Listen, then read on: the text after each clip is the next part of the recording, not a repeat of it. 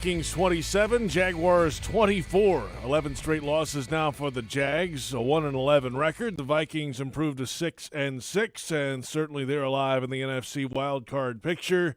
JP Shadrick, Mike Dempsey. We'll have Fred Taylor coming up in a little bit. Jeff Lageman standing by for the first word with head coach Doug Marrone. That's coming up as well.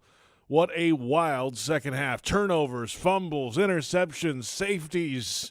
Then we go to overtime, missed field goals, and into overtime it goes, and the Vikings win. Yeah, oftentimes the Jags have been outmatched at times this year, and today wasn't the case, JP. The mistakes ultimately by Mike Glennon caught up. The interception, the last one, was a bad overthrow, and that allowed the Vikings to get the ball, who had not done anything offensively with their first possession. It really looked like the Jags were going to get the ball in great field position, but then Keelan Cole indecisive on the punt return, and you get the penalty on top of that, kind of backed them up around their own 20-yard line and just couldn't generate enough offense there to keep it going. But, look, they made it exciting. They came down, scored another late touchdown. This time they made the two-point conversion, sent it to overtime. They're still continuing to lay it all out there on the field, but, 11 in a row, I don't count the moral victories, so it's just another unfortunate franchise low, 11 consecutive losses in one season. Yeah, struggle, and then, of course, all at the same time, we'll come back to that in just a moment.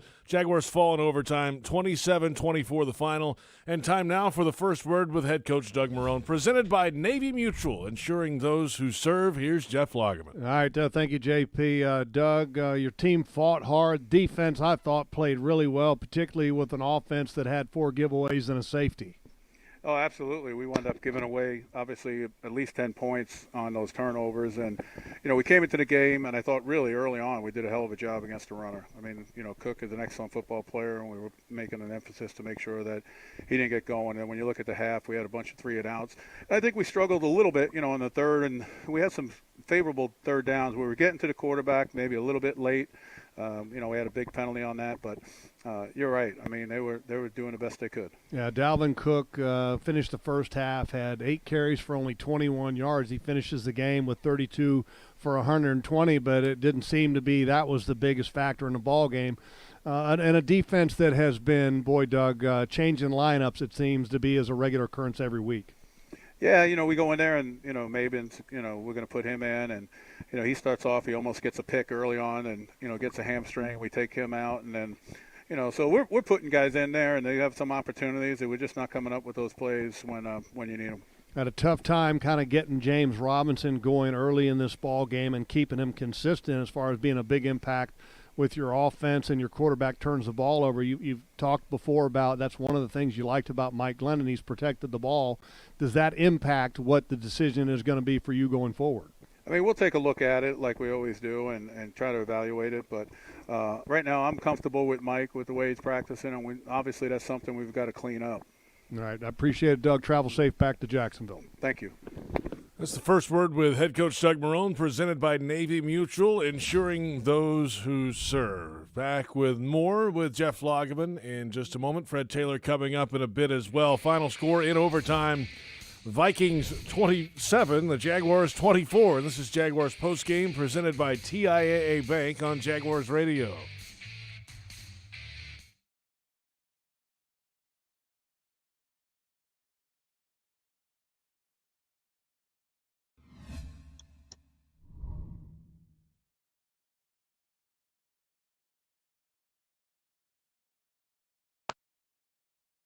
Coach, can you hear me? Yes. All right. Well, we'll go ahead and get started with Gene Fournette and then John Shipley. Hey, Doug. Could you just talk in general about? You guys seem to find so many ways to lose ball games in incredibly frustrating ways. You had the ball in overtime. You had the momentum from getting the game time touchdown. Just how hard is it to just kind of keep everybody's motivated when there's no payoff here for 11 straight weeks? Yeah, I talked to the players about it after the game, before I came out here. I think it's hard for people, that aren't part of it, that aren't going through it, to really truly understand what happens, with these players and these coaches. I think that as long as you keep having these opportunities to compete, the competitiveness that's in you is something that keeps you going, or else, you're not going to be in this league. So, from a standpoint of that, I think everyone understands that. I think we do understand that, hey, listen, today we turned the ball over. We gave up points on turnovers. We did some things that we were trying to get done. We still had an opportunity late in the game. Defense had a really good stop, and then we get a penalty on a special teams play. We started off deep, and then the pick. So, there's a lot of things that are going on that, we'll continue to keep fighting and keep working our way through. But the one thing is that, in situations like this and the way this team is, we're going to continue to support each other and continue to keep fighting until they tell us that it's over. As a follow-up, do you feel like Mike Glennon's very uneven performance today means that you may turn to Gardner next week? No, I think we're going to look at Mike. Mike, we're going to evaluate it, but I think we're going to try to clean some things up for him and try to get him some, see how we can, obviously do a better job. I think that, you want to go with him. I think he still gives us the best chance to win as of right now. So I'm going to stick with him right now for this week. Thank you. Mm-hmm. Thanks, Gene. Let's go to John and then Mia.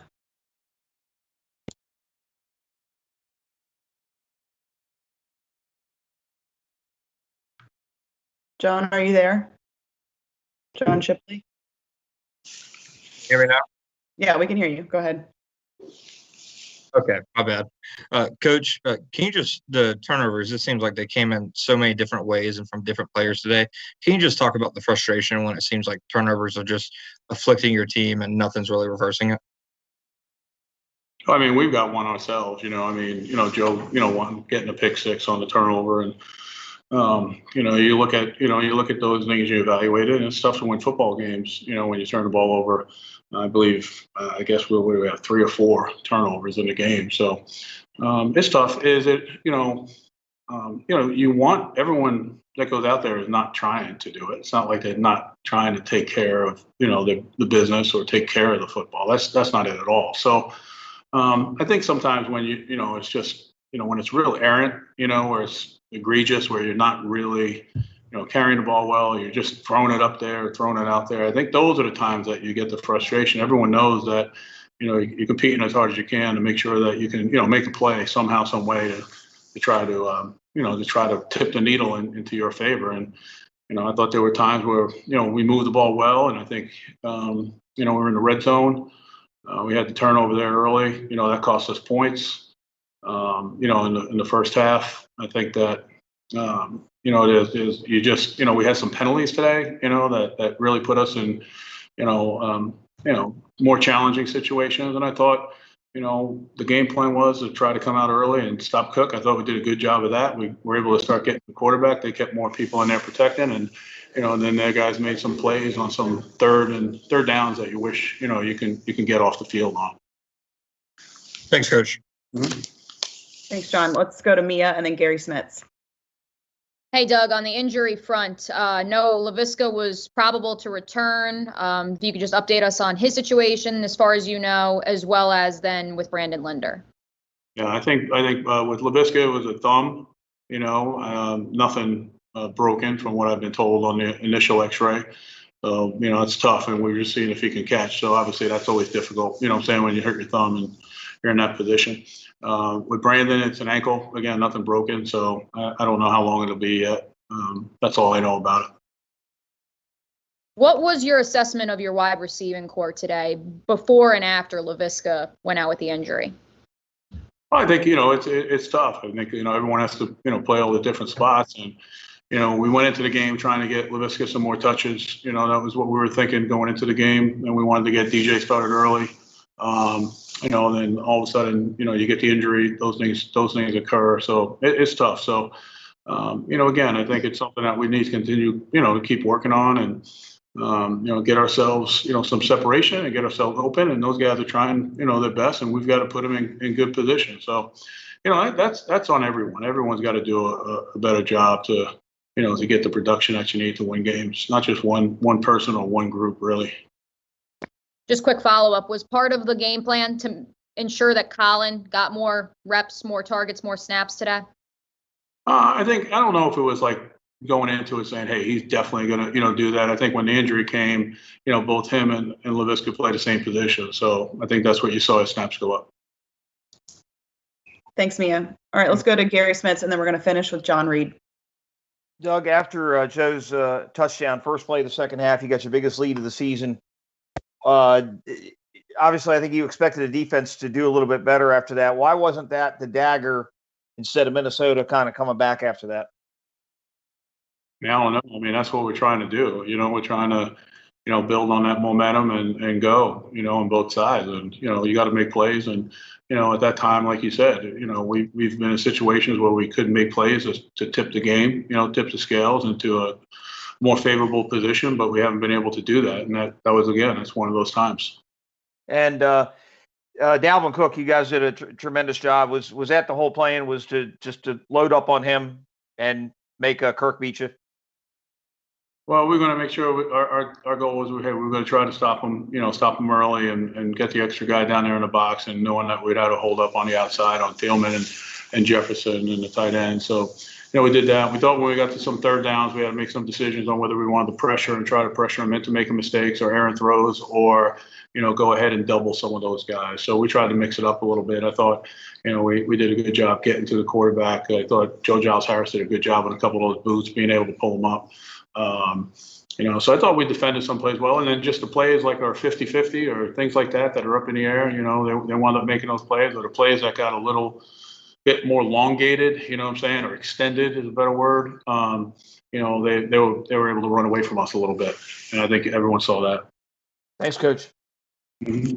All right, last question for John Reed.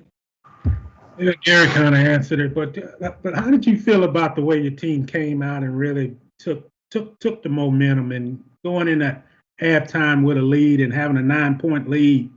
I think that was like your biggest lead you had all season. Just how much was that as far as just momentum-wise for your football team?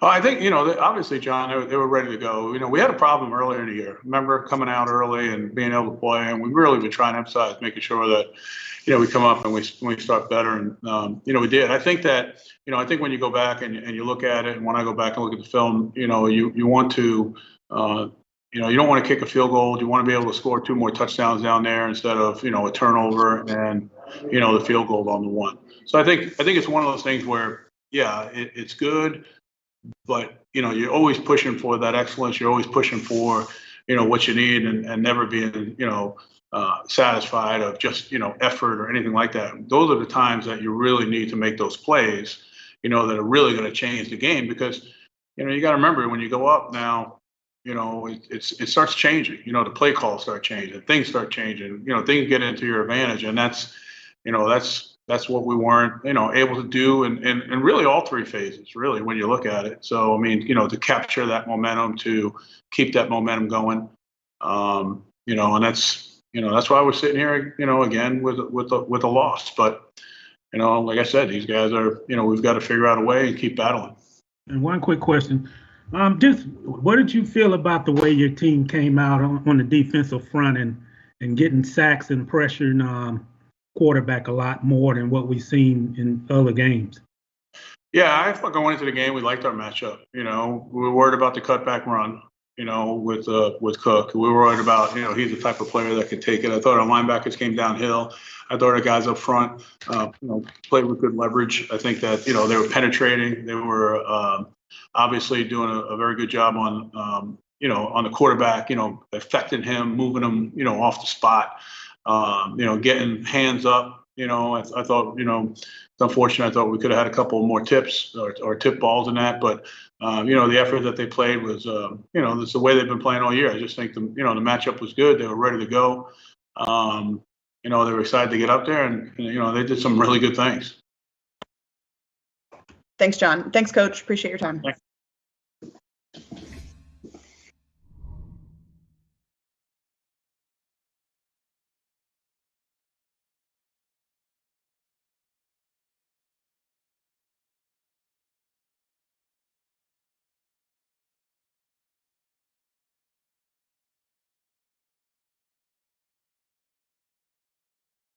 Power-packed with protein, essential nutrients, and great taste, Georgia peanuts are the MVP for affordability, sustainability, and nutrition.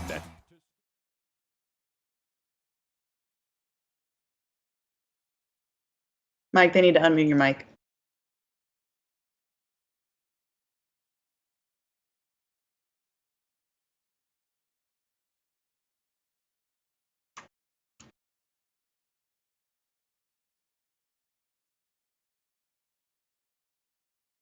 All right, Mike, can you hear me?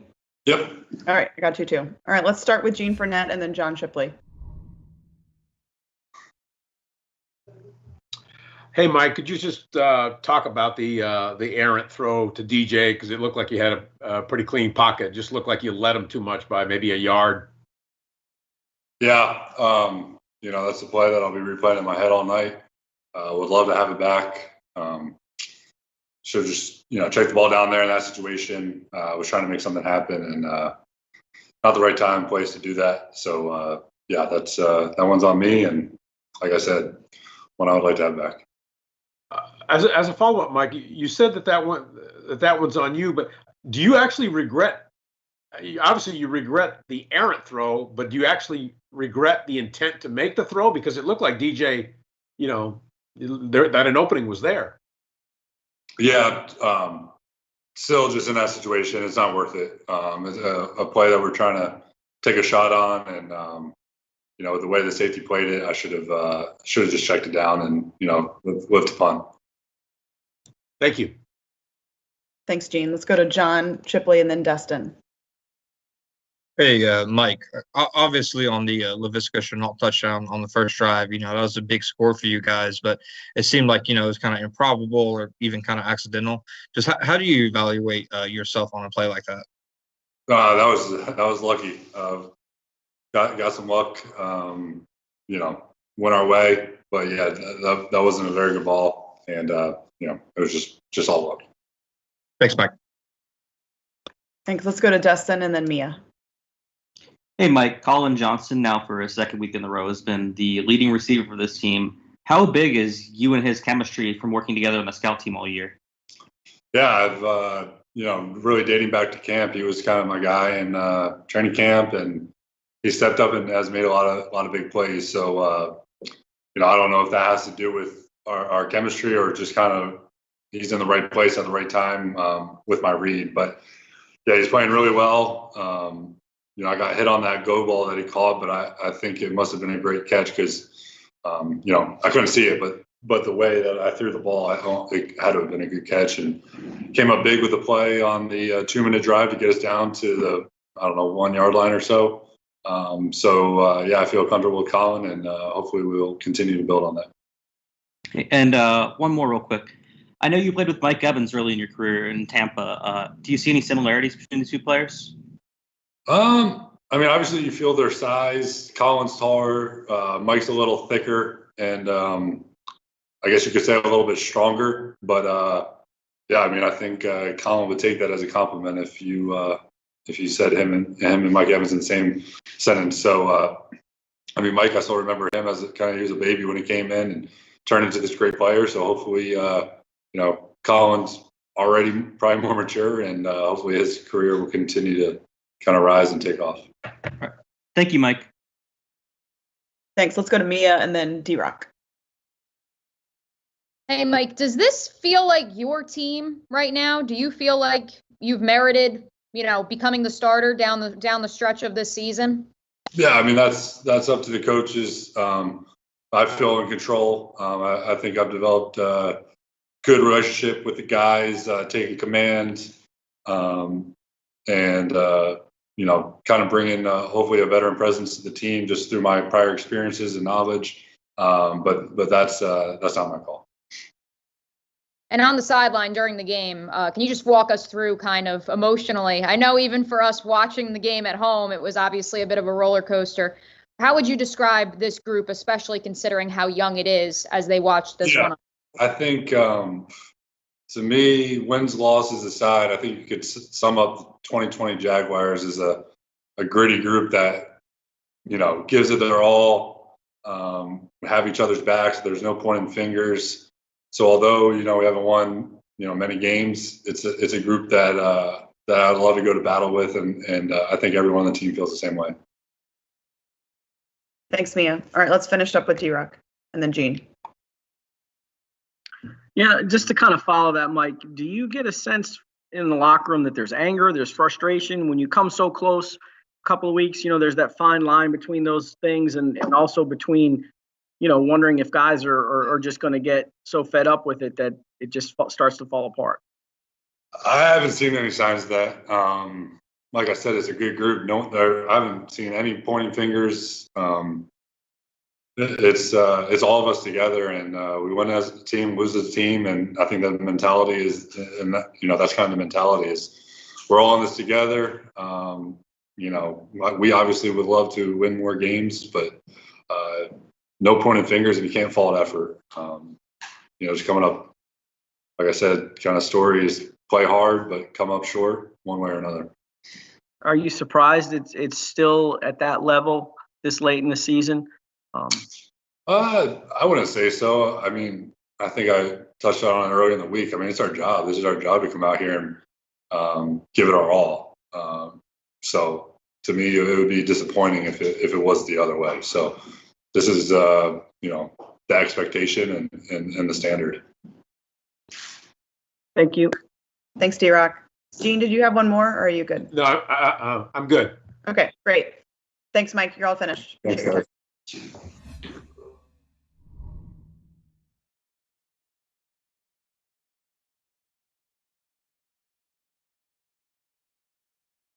And 78 yards on the ground, plus a touchdown, and then he chips in the receiving game with 6 catches for 30 yards. So he was over 22 points. He's been absolutely a fantasy stud this year. And Kirk Cousins finally with 305 passing yards and 3 touchdowns. It wasn't easy all the time for him. He also chipped in with 12 rushing yards, so he gave you a very solid fantasy day if you put him in your starting lineup. There you have it, the Geico's fantasy standouts. Let's come back in a moment and hear the highlights. There were a bunch of them today. Unfortunately, not enough for the Jags. And an overtime loss to the Vikings, 27-24. 11 straight losses now for the Jags. More with Fred Taylor coming up as well. It's Jaguars Postgame presented by TIAA Bank on Jaguars Radio. Jaguars fans, let's tackle social injustice together on game days with Selfies for Change. Visit TIAABank.com/selfies for change to take a virtual selfie with a Jaguars player and unlock a $5 donation to the Jaguars Foundation to help fight social injustice. Share your photo on Instagram or Twitter using hashtag Selfies for Change so more fans can be part of the movement. Join us on game days at TIAABank.com/selfies for change. TIAA Bank is the official bank of the Jacksonville Jaguars. Why live with foot or ankle pain? If you have persistent pain, numbness, tingling, burning pain on the bottom of your foot, or swelling that doesn't improve with home treatment, it may be time to see Jacksonville Orthopedic Institute. Our foot and ankle specialists have innovative new options to help you get back in the swing of things without persistent pain that slows you down. Call JOI 2000 or go to joionline.net for an appointment. This football season, prepare your taste buds for the most iconic sports watching drink of all time, Pepsi. With refreshing deliciousness specially formulated to keep your eye on the ball and mouth-watering fizziness to help you power through game day, Pepsi has everything you need to start strong. I used to care when Mike cheered so hard he spilled nacho cheese on my carpet, but thanks to Pepsi, even Mike can't ruin my football party. So this football season, make Pepsi your go-to game day drink because it's the only drink made for football watching. Pepsi, that's what I like. The best way to feel love is to share it. At Hanania Subaru of Orange Park, we always go the extra mile with bigger selection.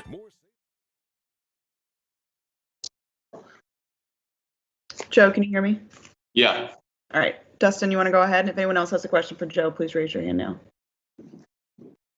Hey, Joe, I know it's a tough loss today, but looking at some positives, I think you might have had your best game as a Jaguar, 12 tackles and a pick today, and the defense really did come to play. How would you say yourself and the defense have progressed over the course of the season? Yeah, I mean, well, speaking first off for myself, like it's a 4th scheme in 5 years I've had, and I didn't really have off season, so it's like you can know the stuff, but until you start playing and experiencing it in a game, you don't have that comfort level. And I feel like that's grown as the year's gone on. I'm playing next to a guy like Miles. Really helps and benefits me. And I think as a whole team on defense, you guys know with the people coming in, the people going out injured or what you have it. I think the guys have done a good job of stepping up and playing what they're supposed to do, doing their jobs, and understanding like as a whole team defense, there's not one guy's gonna win a game in football. It takes all 11. I think we've been taking steps in that direction. Obviously, we got to just be able to pull out like one more stop, one more play to get a win. Thanks, Joe. Yeah. Thanks, Joe. Let's go to Gary Smits and then John Shipley. Joe, do you think that maybe with a more veteran team, maybe if a team that had a little bit more success by now, when you had the pick six and you get your biggest lead of the game, do you think that under different circumstances, with maybe guys that had a little bit more confidence, would they have stepped on their throat a little bit and maybe built on that? Instead, Minnesota came back, got a veteran quarterback there, got good receivers. They came back and scored the next 2 times they had the ball. So it was a little disappointing that you guys didn't follow up on that play. Yeah, I think I think you put it well. I mean, it's a young team, and there's not a lot of experience in games like that or moments like that for a lot of guys on the team yet. And football is a momentum game, and when you have momentum, it's everything seems to be going your way, and then once it shifts, it's hard to get it back. But I thought the guys, like you said, after they scored those 2 times, especially on defense, did a really good job of rallying back and being able to start limiting them again and holding them out, getting 3 and outs, holding them to field goal attempts and stuff. So I think we put it well, and it's something we got to work on and improve on, and we got to be able to experience it and get better at. And then you guys did a pretty good job of limiting Dalvin Cook until the overtime. Was that the whole idea, was to kind of eliminate him or keep him from dominating the game and take your chances of whatever Kirk could do?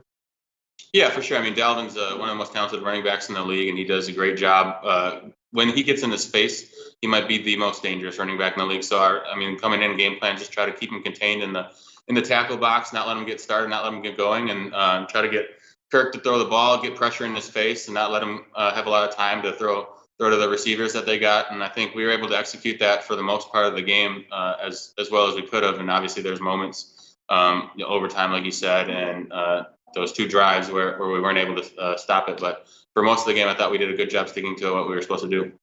Thank you. Yeah. Thanks. Let's go to John Shipley and then that's it. Hey, Joe, since the bye week, you guys have lost games by like 2 and 3 and 4 points. Can you just talk about how frustrating it is to lose games by such a narrow margin when you guys objectively are playing well? Yeah, it gets to a point where there's no moral victories, in football. You either win or you lost. It's not like, oh, we lost by 2, we lost by 3. I think it just speaks to how hard everybody plays on this team and how hard everybody plays for each other, just with all the stuff we've been going through and getting these close games. But to be a good football team, you have to win those close games. There's some teams in the league that have winning records that have been winning games by 3 points every week. And it's something that we have to be able to do. You can point to a couple plays on any specific quarter, any specific drive. Like if we had that, we win the game. And it's just stuff that you have to be able to be aware of. You never know when the first quarter play opportunity is gonna win or lose you the game, but it happens, and we have to be able to take advantage of it when we get it. And I think the guys on the team understand it, but it's a learned experience, and you have to be able to go and practice and be able to execute it on Sundays. And I think we just need to keep taking steps in that direction. Thanks, Joe. Yep. All right, thanks, Joe. Looks like that's the last question, so appreciate your time. Yep, thank you. Thanks, everyone. That's it for Jags PR for tonight.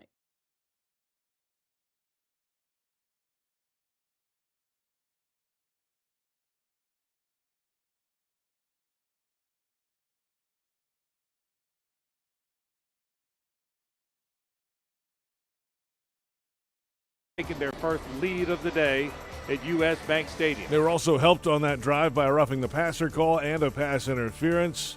Barku got beat a couple of times by Jefferson, including there. They missed the extra point again, though. Still a 3-point game, 19-16 Minnesota with the lead. Glennon would fumble the ball away 3 plays later. And then all of a sudden, Minnesota gave it right back. Dalvin Cook lost the handle. Cousins takes, gives to Cook. He fumbled the ball. Cook has fumbled the ball, and Jacksonville may be on top of it. Yes, they are.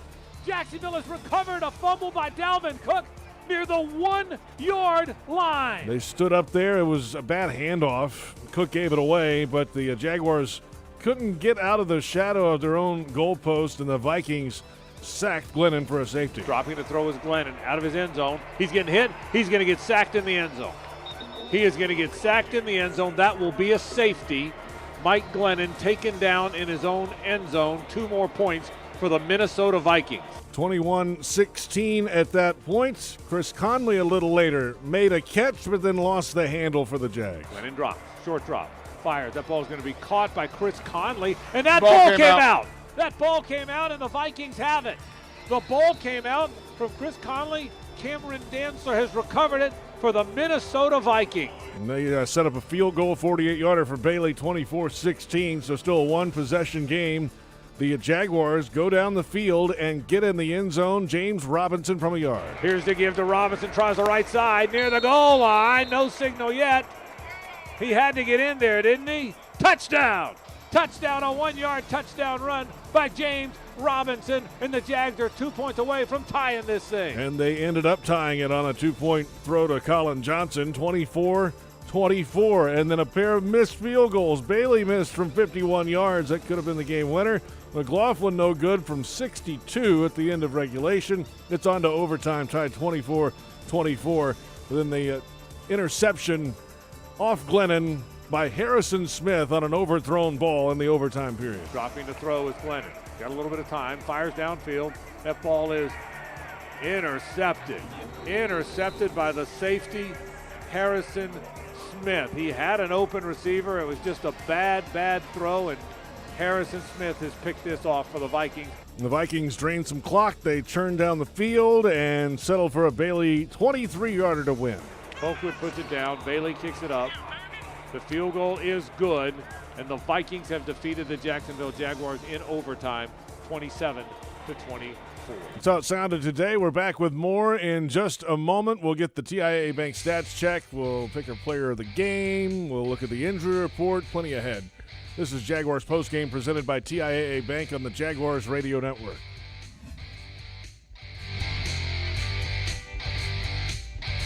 Today's horoscope brought to you by Geico. People will take note of your sunny disposition, Sagittarius. That's because you just switched to Geico and discovered you could save hundreds of dollars a year on car insurance. However, your newfound inner glow may prompt unfounded rumors. Did you get a promotion? Or you want a juice cleanse? Did they give you too much anesthesia at your dentist appointment? Your secret is safe with us, Sagittarius. Geico. 15 minutes could save you 15% or more. Any repeated physical activity puts stress on the body. Checking your phone, getting in the car, sitting at your desk. Checking the phone, getting in your car, sitting at your desk. Checking your phone for the 50th time today. If you do anything with regularity, you should get massaged with regularity. Massage Envy. Keep your body working. Regular body work makes the body work with massage, skincare, and stretch. Come in today for more information or visit massageenvy.com for more details. Hi, this is Dr. Patrick Basil of Basil Plastic Surgery and Wellness. I'm a proud veteran of the U.S. Navy, and during my active duty time, I had the amazing privilege to serve our country and those who were wounded in combat. Helping my patients return to a normal life, I was able to provide an unparalleled level of care, which I've carried over to my own private practice today. As the official plastic surgeon of the Jaguars, I invite you to visit us at patrickbasilmd.com and would like to wish the Jags best of luck in today's game. Kessler Creative, proud partner of the Jacksonville Jaguars, has the large format printing services running in high gear, creating large banners for marketing events, full vehicle wraps. Learn how Kessler changes the game with print and direct mail innovation. From eye-catching restaurant menus to real estate yard signs and event displays, Kessler does it all. Kessler Creative, Jacksonville, Florida. Results-driven marketing and a proud partner of the Jacksonville Jaguars.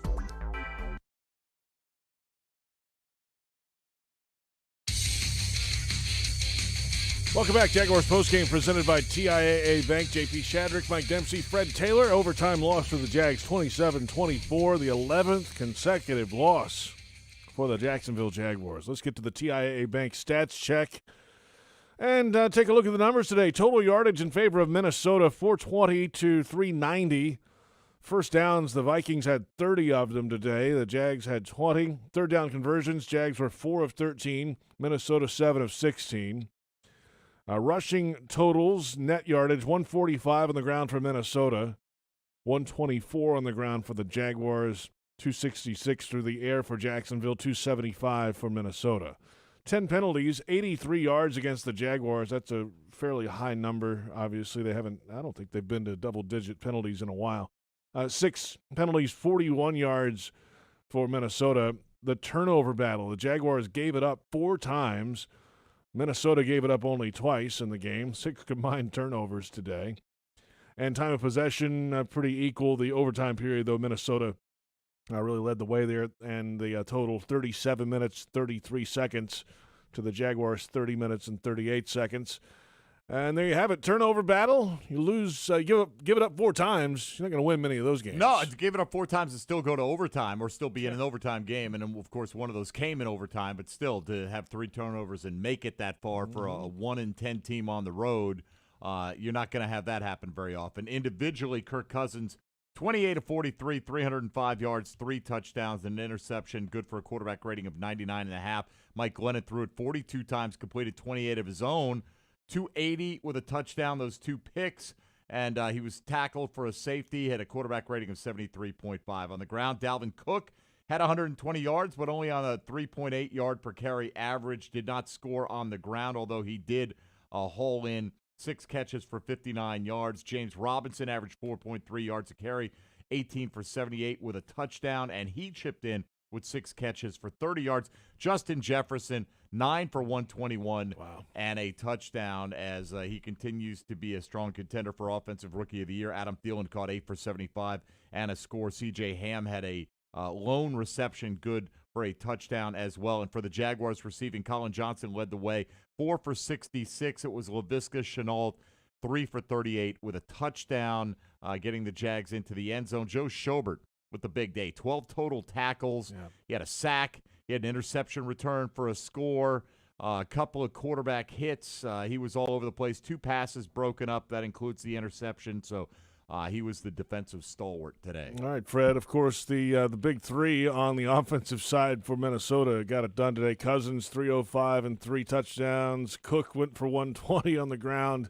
And Jefferson, that outstanding rookie, 121 and a touchdown through the air. They had all 3 of those guys working at least today offensively. Yeah, going into the game, we highlighted Dalvin Cook. Yes. He's a guy who's having a monstrous, beginning to his career. Old school 120, 32 carries. Right. I haven't seen a 32 carry game or heard of a 32 carry game in quite some time. But we mentioned Kennedy Pola up there. And Kennedy wants to give him the ball. And in overtime on that last drive, he got it 8 times for 31 yards. In that last push to get him down to the 1 yard line. And you mentioned Cousins, he played well. Jefferson, again, I think he's a lock for Rookie of the Year. Yeah, Offensive Rookie of the Year. Excuse me. I mean, he's playing a lot better than I thought he would as a rookie. And when you have a running back that's playing that well, and a receiver that's playing that well, and a quarterback who's getting it out, defense needs to definitely play better. But if you can have those 3 guys on the same page, it makes it much easier for the offense. Yeah, that was Jefferson's 7th touchdown today. He's over 1,000 yards receiving now on the season. But, I mean, look, I just think if you just look at the numbers, James Robinson has every claim to the award at this point in time as he scored his 6th rushing touchdown today. Correct. And he's, Fred, he's going to post maybe a all-time undrafted rookie record for rushing yards in his first season. Yeah, and I think so. I agree with you, Mike. And if you go back to 1998, and if you throw up these same 2 franchises, the Vikings and the Jaguars, if you throw up a receiver who Jefferson is chasing and another running back who Robinson is chasing, both those guys were up for rookie contenders for Rookie of the Year. Ultimately, Randy Moss got it. Yep. Bigger market. The team had a better. They went 15-1. Really good team. Better record. Correct. They were really good. So I mean, it could be the same argument just about. But again, I just wanted to draw that comparison. That was 22 years ago. Man, I feel And old. you had a good game in that game too, right, Fred? I think I played okay, but we got blown out. Yeah, it was like 51 to 10 or something. But like you had stats, though. I mean, that's what we're talking about, stats. Yeah. I still believe I should have gotten Rookie of the Year that year, looking at my numbers overall. But that's years ago, and I'll pull out the Dallas and the Green Bay game that Moss had, the 2 big days on primetime national television, and I think people just buried me and totally forgot about my 17 touchdowns, almost my 1,300 yards on the ground rushing, another couple hundred in the air, through the air. But, again, that's old. I think these guys are 2 guys that can be potential stars of the game going forward. Jefferson, he's only going to get stronger and bigger, and smarter out there. He's doing a lot of things. And James Robinson, I mean, the potential for him is sky high. I think once you get, someone in there that's going to say, we believe in you, we're going to feed you, like they're doing now, he's just going to get better. Both those guys have unlimited potential. By the way, Freddie T, 130 combined yardage that day. In that game. I don't remember. 13,000 tackles later. I don't know. I gotta use Google to find everything. By the way, that Moss guy also had 17 touchdowns that season. So yeah, he did. He did. It was pretty good on both sides. He was decent. Let's come back in a moment. The Jaguars Radio Network Player of the Game voting, overtime loss, 27-24. The final, Vikings over the Jaguars, and this is Jaguars Postgame presented by TIAA Bank on Jaguars Radio. You're working from home. So how do you connect with coworkers and clients? With RingCentral, the #1 global communication solution for business. RingCentral makes talking, texting, collaborating, and video calls easy. And it's all on one platform. And when we say everyone should be connected, we mean it. It's why we're giving RingCentral free to educators, health providers, and nonprofits. Learn more at ringcentral.com. Welcome to the new RingCentral. Proven IT implements a strategic game plan designed to streamline your business for maximum results. Make the winning choice with the official business systems partner of the Jacksonville Jaguars, Proven IT. Proven IT's technology experts use a customized approach to understand how to design, implement, and monitor solutions that optimize your business. Proven IT provides managed network services, document management solutions, office technology, voice and data solutions, and more. Visit ProvenIT.com to see how they can streamline your business. Proven IT, transforming workplace productivity. If something's been hurting, aching, or bothering you, don't ignore it any longer. It's time to take care of your health again. It's time to make an appointment with a Baptist Health primary care doctor or specialist. Call 904-202-4U to schedule a virtual visit or see a doctor in person at a Baptist Health location. The time for better health is here. Call 904-202-4YOU or visit getbetterjacks.com. At most sandwich places, asking for more of something is just part of the drill. But what if you never had to ask for more? What if more was just a given? At Daly's, more is what our sandwiches are built on. More meat, more cheese, more veggies, more quality, more taste. All for a price that's anything but more. Sandwiches from Dash, made fresh. Daly's.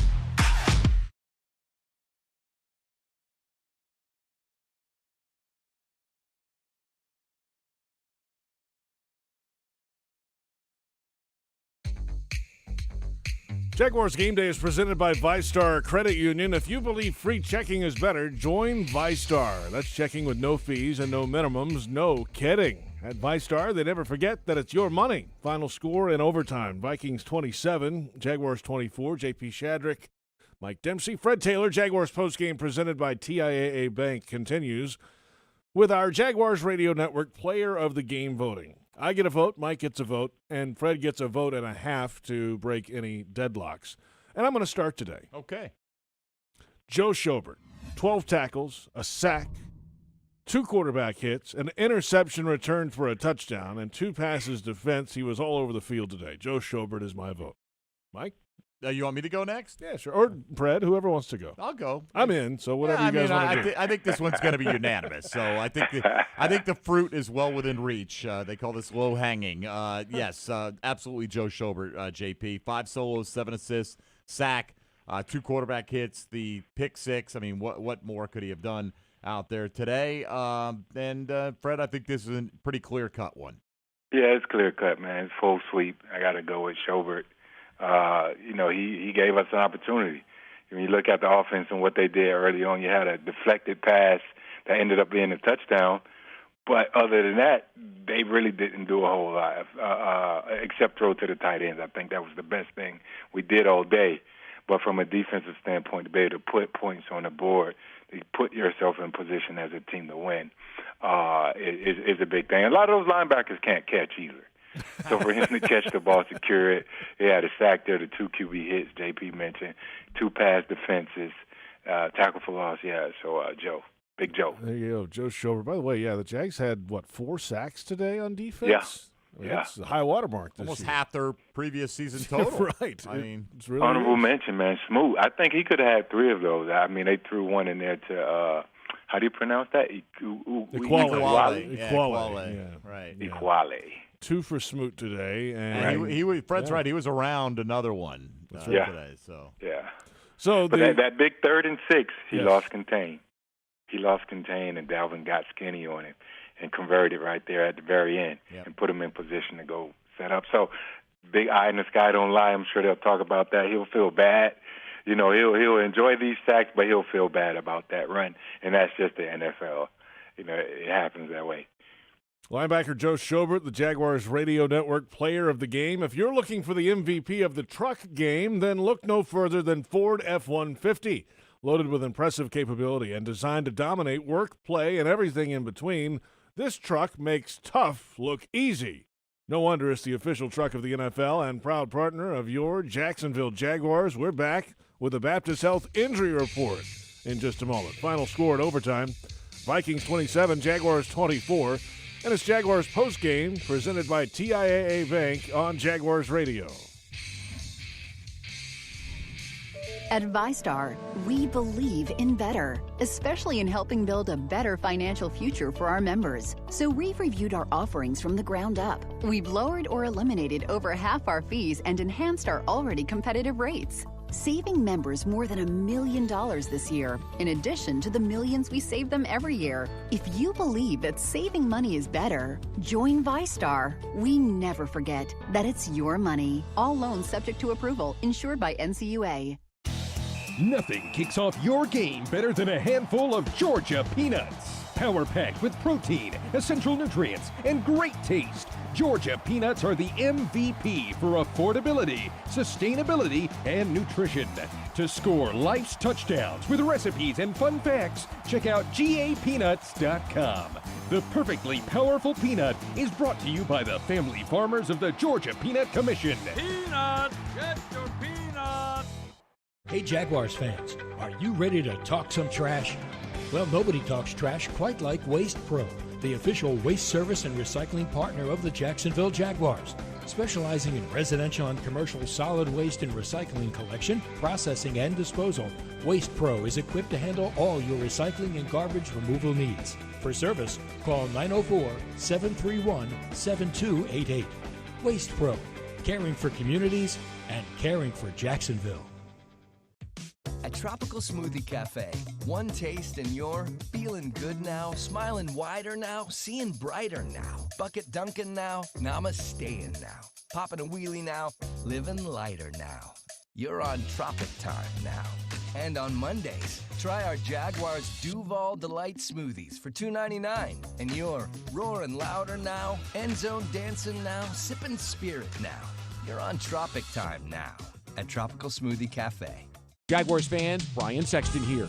I've discovered something that will take your tailgates to the next level this football season. Bernie Grills. You've never seen anything like these portable all-wood grills. Bernie's are convenient, affordable, and simple to use with no messy cleanup. Bernie's real alder wood flavor makes burgers and brats taste delicious. I grilled some steaks on mine the other night, and they were incredible. So get your Bernie Grill for the next game at BernieGrill.com or at Amazon. Bernie Grill. Light. Grill done. Hey Jacksonville, this is Joe Adib from Bono's. I just want to let you know that we have now reopened all of our dining rooms.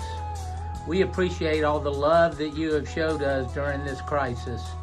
For over 71 years, we have been here for you through good times and bad. Our award-winning barbecue and our unbelievable staff look forward to seeing you soon. Be safe.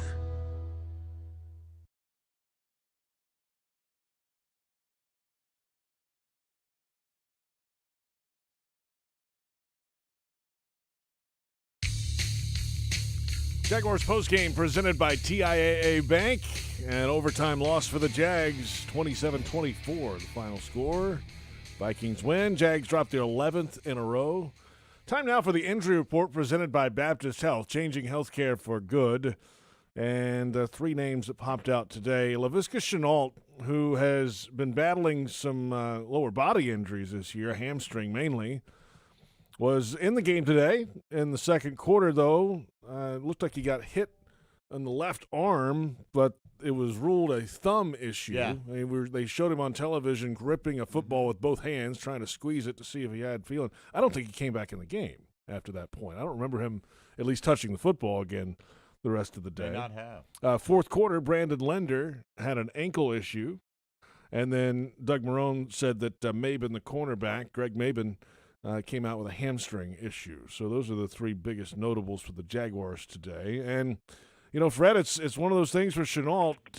You know, he had a little bit of a track record of that in college, but he's got a little bit of that here in the NFL too, right? The hamstring thing, it's just tough sometimes to fight through those things. Right. And now the thumb, whatever, got him out today, and it's just the unfortunate story of his rookie season. Yeah, it's very unfortunate. Of all people you talk to about injuries, I am definitely the one to let you know what the emotional roller coaster it is. You know, but he's a big, strong guy, man, so he really has to pay attention to, you know, the type of workout he's doing with his hamstrings. You know, I went away late in my career, JP and Mike, I just completely stopped doing bicep curls. You know, my trainer, Pete Bomarito, down here in South Florida, he said from a molecular standpoint, our body is on the same accord. So biceps are biceps, quads are quads, quads are triceps. So if we curl, it tighten up our biceps. And he felt like that from a nervous system standpoint, it would tighten up your hamstrings. So I had better hamstring health later in my career because I got away from doing bicep curls. I mean, little stuff. But stretching, yoga, Pilates, all that stuff help. Anything you can do to keep yourself on the field is what these young guys got to learn quick. The healthier they are, the longer they can play, give themselves an opportunity to win games and get bigger contracts as well. I must say, I must have the healthiest hamstrings on earth because I haven't done a bicep curl in years. A lot of ways we could I have went don't with that. think you got any quick twitch, fast twitch over there, though. No. You got to first cross a certain threshold in order to be in that category. Okay. You know what I mean? So I think you're safe. You put the pregame food out, though, Fred, and you'll see some quick twitch Get out the of him. stopwatch out at that point. Other than that, it's reverse twitch. Mostly. Yeah, he's a Bama barbecue guy. He call that the tough mudder. That's what it is. You know, he can get on the Peloton, put it on 100 resistance, and go for about 5 hours. That's our guy. I love it. I love it. The There you have marathon it. man. The Baptist Health Injury Report, changing healthcare for good. Let's come back. One final segment. We'll preview next week. The Tennessee Titans are coming to town, and it's Jaguars postgame presented by TIAA Bank on the Jaguars Radio Network.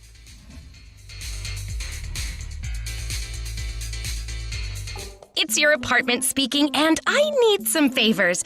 When you're singing in the shower, just try going up a key. You're trying to be an alto when really you're a soprano. Oh, and if you could bundle your renters and car insurance with Geico, it's easy to do online and we could save money. And then, when you read your murder mysteries at night, could you read out loud? But skip the murder parts because I get scared. Geico. For bundling made easy, go to geico.com today. Every 51 minutes, someone dies in a drunk driving crash. If you think it can't happen to you or that your actions won't affect others, think again. I got behind the wheel drunk and caused a crash that took the lives of 2 young women. Before you drink, have a plan and know all your options. One bad decision can last forever. Take it from me, Eric, prison inmate P22679. This message brought to you by the Florida Department of Transportation. Why live with foot or ankle pain? If you have persistent pain, numbness, tingling, burning pain on the bottom of your foot, or swelling that doesn't improve with home treatment, it may be time to see Jacksonville Orthopedic Institute. Our foot and ankle specialists have innovative new options to help you get back in the swing of things without persistent pain that slows you down. Call JOI 2000 or go to joionline.net for an appointment. Committed to the team. Committed to the mission. At Navy Mutual, we're committed to providing high-quality life insurance to members of the military and their families. So our policies have no fine print and no military service restrictions. We don't work on commission. We're nonprofit, so we pass the savings along to our members. Because at Navy Mutual, our highest commitment is to you. Visit NavyMutual.org. Navy Mutual, insuring those who serve. Welcome back. Final moments of Jaguars postgame presented by TIAA Bank. The Scoreboard Show is coming up next. Bucky Brooks is standing by to take your calls. JP Shadrick, Mike Dempsey, Fred Taylor. 11 straight losses now, gentlemen, and next week, guess who's coming to town? The Tennessee. Santa? Oh, no, that's a few weeks away. Derrick Henry, the league's leading rusher, is coming to town with the Tennessee Titans next week, Fred. We know how it goes sometimes. Yeah, no, he's a grown man. You know, he's definitely a grown man. I'm pretty sure they're going to be looking to try to get back on track after what they did versus the Browns today. They didn't have a good performance. The Browns found a way to keep him under 100 for the first time. I don't know how long. He had 15 for 60. The long was 10, you know, of all things. But he's a big, dangerous, strong, fast, aggressive. He's everything. Career started out slow, but, man, he's showing you why they went up there and took him that high in the draft.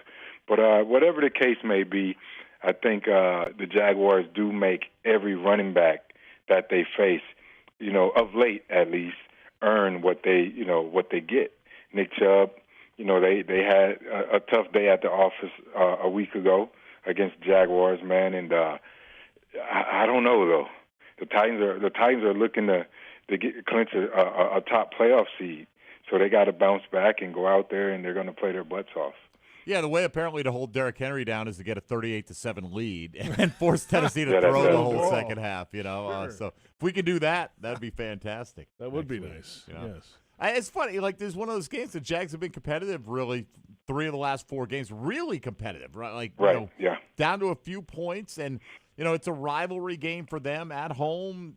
You know, maybe what they feel one of their last good opportunities to post a W. If they keep playing as hard as they did, I'm not going to write off the possibility that this is a deep into the fourth quarter football game. It obviously was when they played them earlier in the year, Fred, and both teams have suffered some injuries. Taylor Lewan going out has changed that team a lot, I think, you know, being done for the season. So we'll see. I mean, if you're going to get one down the stretch, your most hated rival would be the one to get. Yeah, and I also think, if I'm not mistaken, the Titans were without their top tight end today. I think Smith. Yeah, so, Johnny was out, right. Yeah, so Derrick Henry, he's a guy he's an edge runner first. Mm-hmm. You know, they like to get him going, a big locomotive outside on the edge, and he's up on your cornerbacks, you know, hitting them with the straight arm, and then now he's in the secondary off to the races. So without their tight end, you know, that probably was a piece that kind of contributed to the lack of ability in their run game.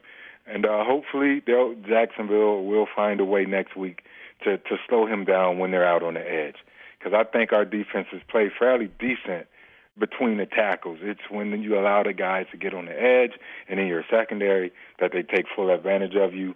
And if we can do that, they'll be fine. And I misspoke when I said Chubbs didn't have a great game. They didn't play great against Chubbs last week. He ended up getting rolling. I think I fell asleep on that part. But they played well so far this year against Derrick Henry, and hopefully they'll put up another performance in the fight. Another decent performance. All right. Next week, Jaguars and the Titans here at TIAA Bank Field with a 1 o'clock kickoff time. Fred, have a great week. We'll catch up with you, and we'll talk to you and see you in person next week. Got you, boss. Y'all be well, man. Same to you, Fred buddy. Taylor, pride of the Jaguars running back. That'll do it for Jaguars postgame. On our flagship station, if you're in Jacksonville and 1010XL, stick around. The Scoreboard Show is next with your calls. 355-NFL1 is the number. The Senior VP of Communications is Dan Edwards. VP of Production, Patrick Cavanaugh. Executive Producer, Dave DeCandis. Manager of Radio is Joe Fortunato. Tony Smith and Linda Fortunato are our producers. Brent Reber, Trent Padilla, and Max Hockman produce the shows for Jaguars.com. For Jeff Lageman, Fred Taylor, and Mike Dempsey, this is J.P. Shadrick saying good night. The final score in overtime, Vikings 27, Jaguars 24. We'll catch you next time on the Jaguars Radio Network.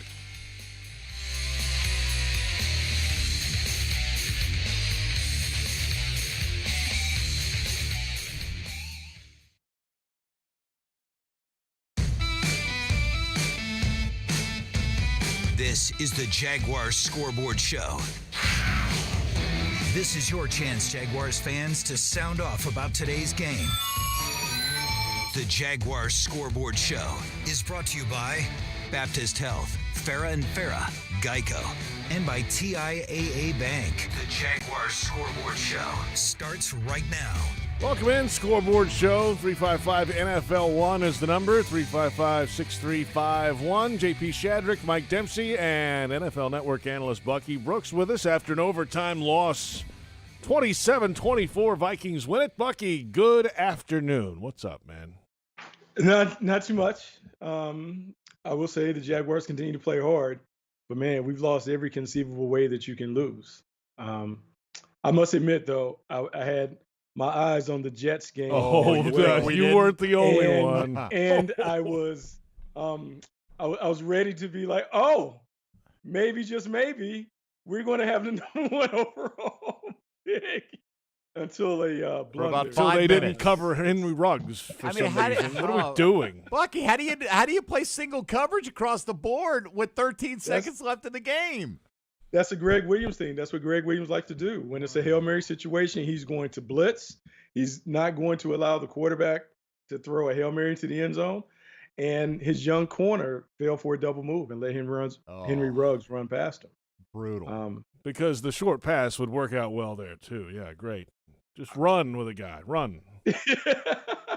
Not that I ever played. Yeah, so I'm not gonna lie. I was a little distracted, and I turned away from that game before the end. When they got the last stop with a minute left, I was like, oh, okay, well, the Jets are going to win. Like, what are the tiebreaker implications if, for whatever reason, we're not able to win another game? What does that look like? And then Twitter tells me that the Jets lost. Well, I mean, honestly, I hate to throw him under the bus, but I will. Rick Ballou on the broadcast said, the word is the Jets are going to win the game. And we're like, what are you talking about? There's a minute and a half left in the game. I'm watching it on TV. Have you never seen them play? There's all this time left. What are you doing? Word is they're going to lose. And at that point, there was already like 3rd and 9 with the clock stopped, and they had to punt it away one play later. Like, come on. Yeah. We were hung up on that, too.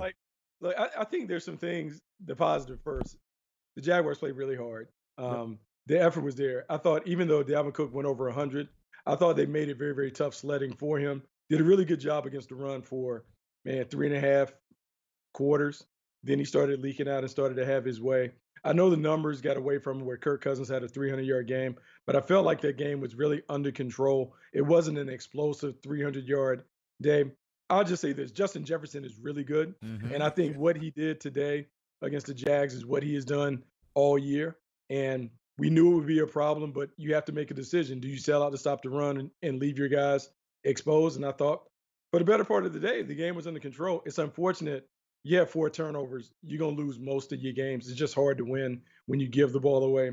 And despite the hot start for Mike Glennon, I think, when you go to the well that often, eventually a player's warts begin to show. And I think that's what happened. The more that he threw, the more that it was exposed, like some of the weaknesses in his game. But overall, I thought it was a solid effort.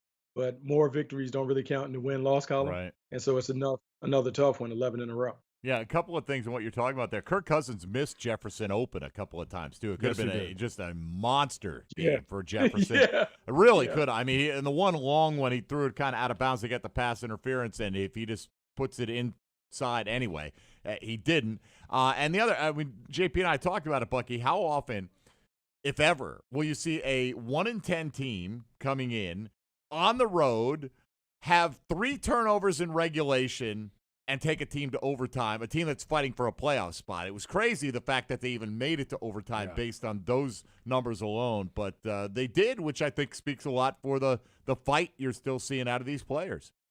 Yeah, and I'm going to say this, and I don't know what it's going to look like at the end of the year for Doug Marrone, but I do believe he and his coaches deserve a lot of credit for getting the guys to play, because he is dealing with, I mean, just an assembly line of new players coming in and out of the lineup.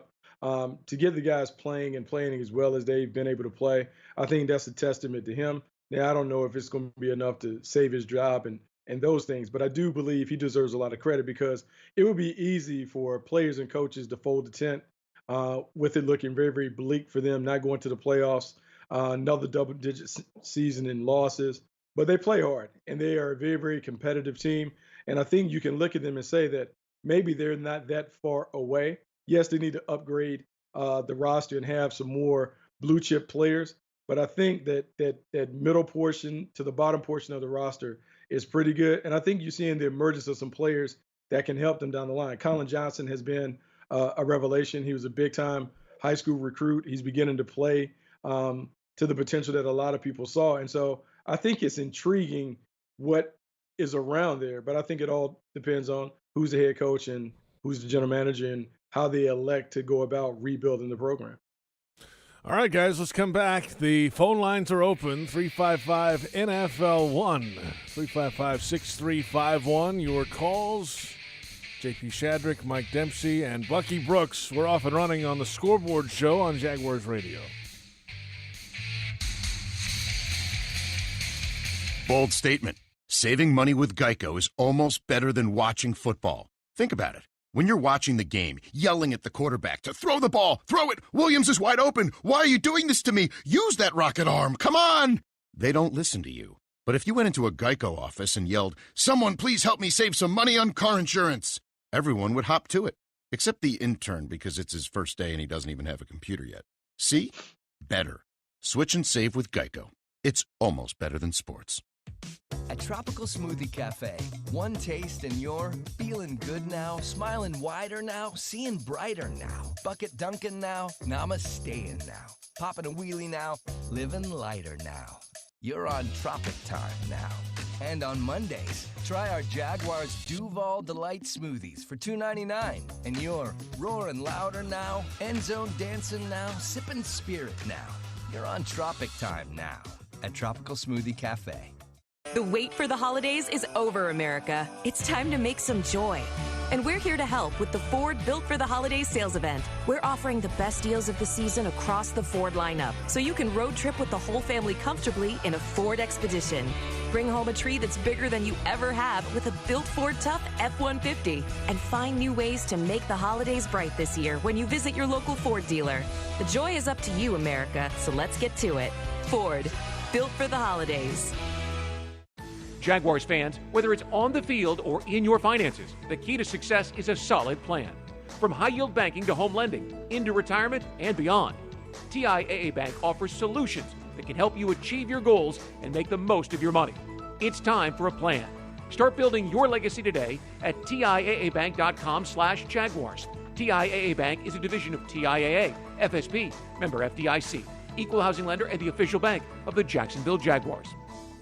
Dreamfinders Homes has a simple commitment to their home buyers. Deliver unsurpassed quality, uncompromising value, and an extraordinary level of customization you simply won't find with other home builders. With over 40 communities to choose from, you'll find a location you love and the home of your dreams. Dreamfinders has townhomes, single-family homes, and custom estate homes starting from the high 100s and a wide selection of move-in ready homes. Quality, value, customization. That's the Dreamfinders difference. Call 904-738-0165 or online at dreamfindershomes.com. Dreamfinders Homes, the official home builder of the Jacksonville Jaguars. Prices subject to change without notice. Equal housing opportunity. Sassine's Office Systems helps you manage information more efficiently, offering a full line of award-winning copiers, printers, electronic document storage solutions, mailing solutions, and IT solutions. Founded in 1981, Sassine's continues to offer unmatched customer support and world-class scalable technologies to both small businesses and Fortune 500 companies. Located in Jacksonville, Daytona, Orlando, Tampa, and Gainesville, Sassine's is ready with your office solutions. Call 888-771-2679 or visit SISSINES.com today.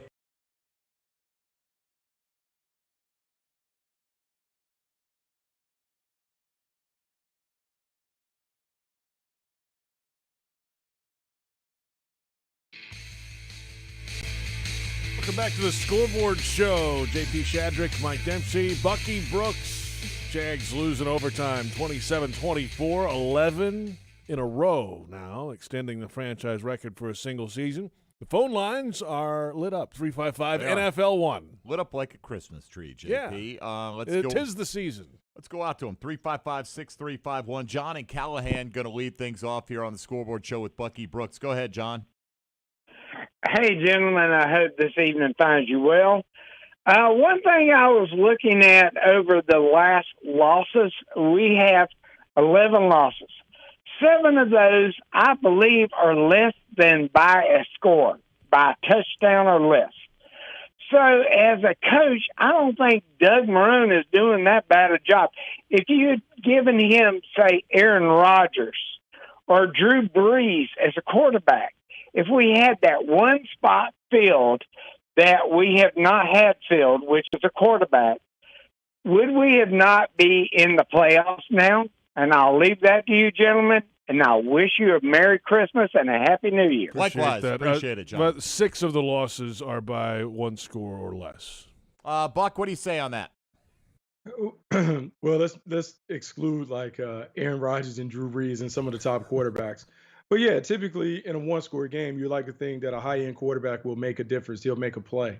They have played well. I don't think coaching has been a major issue outside of a game or two where they had some questionable decisions. I think the guys have been consistent in terms of the plans they put out. They've tried to take whatever shortcomings that they've had in the roster and match those shortcomings and put their guys in the best position to succeed. But yeah, quarterback. I mean, like we can sit here and talk about it. Like that's the thing. Either you have one and you're competing or you don't, and you're always floundering and looking for the next option. And so when the Jaguars are able to find the quarterback, then everything is easier to put things in place when you have a guy that you know is a legit high-end quarterback. Yeah, I wouldn't say they'd be a playoff team right now necessarily, but you look at them after the bye, right? They've played 27-25, 24-20. They got blown out by Pittsburgh, so you write that one off. 27-25 again, and 27-24 today. So, I mean, is a quarterback worth half a touchdown? You got to think he would be, right, if he's a high-end enough guy. So you could very well have won 4 out of the last 5 games with just a boosting quarterback play. So that's the goal. That's what we've been talking about. You know, that's why that position, Bucky, is so important. It is so important. And the plays, and it also changes the optimism in the locker room, because when you have one of those guys that's special, one of those guys that you know, hey man, if we just can get the ball back to quarterback X, he'll give us a chance to win at the end. It changes the way your defense plays. It changes the way your defensive coordinator calls plays, because he knows, hey, I can be a little more aggressive because if we get the ball back and do some of those things or whatever. So it's the biggest thing, and this will be the most important decision coming up in the draft in franchise history, because we have to get it right this time. We have to find a quarterback that can play and can be a difference maker. Absolutely. All right, John, thank you for the call. Let's go to our good friend, the 4th member of the Scoreboard Show. Sakib is next up here with Bucky Brooks. Hi, Sakib. How are you? Hey, what's up, guys? What's up, Bucky? What's going on, Sakib? But, you know, while it's disappointing that we lost again, I do understand what, I'm just hoping, like Bucky just said what I was going to say. This is the most important decision the Jaguars are ever going to make, with a GM also and a head coach, because I really believe Doug is going to get fired. I'm hoping he gets fired. And this is the most important decision that Shad Khan and Tony Khan will ever make in the next maybe 10, 15 years, I'm hoping. So we can get the right guys in here to pick the right quarterback, because we haven't had a quarterback with Mark Brunell, arguably. And I'm just hoping that this is the right decision that we're going to make, because it's disappointing. And I'm going to stay put. I'm going to keep being a Jaguar fan. No matter if we are 0-16, I'm going to be a Jaguar fan. But it's disappointing, and I'm hoping that Shad Khan gets it together this time, because I'm tired of losing, man. I call you guys every week. I know I cry and whine every single week, but it's just disappointing, and I'm hoping Khan family gets it together this year, because it's hard, man. It's hard being a Jaguar fan right now. It is, Sakiba. We don't want to lose you, man. So we're glad that it is what it is at this point, right? We're out of the playoff picture, and let's, like you said, hope that the next decision, which is going to be a vital one, all those decisions, Bucky, right? Who's going to be making the decisions? That decision is going to be a big one. Who's going to be the GM? What will the coaching staff look like? What do you do in free agency to buffer yourself before you even go into the draft? And with that wealth of draft picks, I mean, we've talked about why this could be a very attractive job for the field of GM candidates out there, but you got to get it right. We're not going to cut you any slack. You cannot miss on this QB this year. Yeah, it's funny. Mike had a conversation yesterday on radio with Adam Kaplan, NFL insider, and he said, in talking to prospective general manager candidates, that the Jacksonville Jaguar job is the number one job. Yes, there's a lot of interest in Houston because you have a quarterback there and Deshaun Watson, but in looking at Jacksonville, the amount of draft capital that you have, the situation that you have with the salary cap, some of the young players that are on the roster, it is a very, very desirable job. And so even though on the outside looking in, people may kind of look at the Jaguars franchise in a certain light, there are a lot of people on the inside that are pointing to this job as being the one that they want and the one that they feel like can be, I won't say an easy turnaround, but a pretty quick turnaround given all the resources that are available. There you have it. The phone lines open, 355-NFL1, 355-6351. More of your calls in just a moment in the aftermath of an overtime loss. Vikings 27, Jaguars 24. This is the Scoreboard Show on Jaguars Radio. Headquartered right here in Jacksonville, the CSI Companies is one of the fastest-growing staffing firms in the nation. As a proud partner of your Jacksonville Jaguars, CSI knows how important it is to find the right people for your team. See why some of Jacksonville's top companies choose CSI for their staffing needs. Visit thecsicompanies.com or call 800-582-0828 today. That's 800-582-0828 for the CSI Companies. At most sandwich places, asking for more of something is just part of the drill. But what if you never had to ask for more? What if more was just a given? At Daly's, more is what our sandwiches are built on. More meat, more cheese, more veggies, more quality, more taste. All for a price that's anything but more. Sandwiches from Dash, made fresh. Daly's. Committed to the team. Committed to the mission. At Navy Mutual, we're committed to providing high-quality life insurance to members of the military and their families. So our policies have no fine print and no military service restrictions. We don't work on commission. We're nonprofit, so we pass the savings along to our members. Because at Navy Mutual, our highest commitment is to you. Visit NavyMutual.org. Navy Mutual, insuring those who serve. Jaguars fans, here's a great way to pay with pride wherever you go. Exclusively from TIAA Bank, the Jacksonville Jaguars Visa debit card comes with a fierce look and fantastic features, along with the convenience to make purchases online or at millions of locations worldwide. And it's yours, free, when you open a Yield Pledge checking account. Order yours today. Visit TIAABank.com/JagsCard. TIAA Bank is a division of TIAA, FSB, member FDIC, and the official bank of the Jacksonville Jaguars. If something's been hurting, aching, or bothering you, don't ignore it any longer. It's time to take care of your health again. It's time to make an appointment with a Baptist Health primary care doctor or specialist. Call 904-202-4U to schedule a virtual visit or see a doctor in person at a Baptist Health location. The time for better health is here. Call 904-202-4YOU or visit getbetterjacks.com. Hey, it's the Good Greek Spiro, and I am proud to announce that Good Greek Moving and Storage is now the official mover of your Jacksonville Jaguars. The Jaguars are making all of the right moves, and you should too. So when it's time for you to move, do it like the Jags and call the Good Greek. Simply dial ** Greek from your cell or go to goodgreek.com. That's goodgreek.com. Good Greek Moving and Storage, official movers of the Jacksonville Jaguars. Good Greek Moving and Storage, your superhero movers.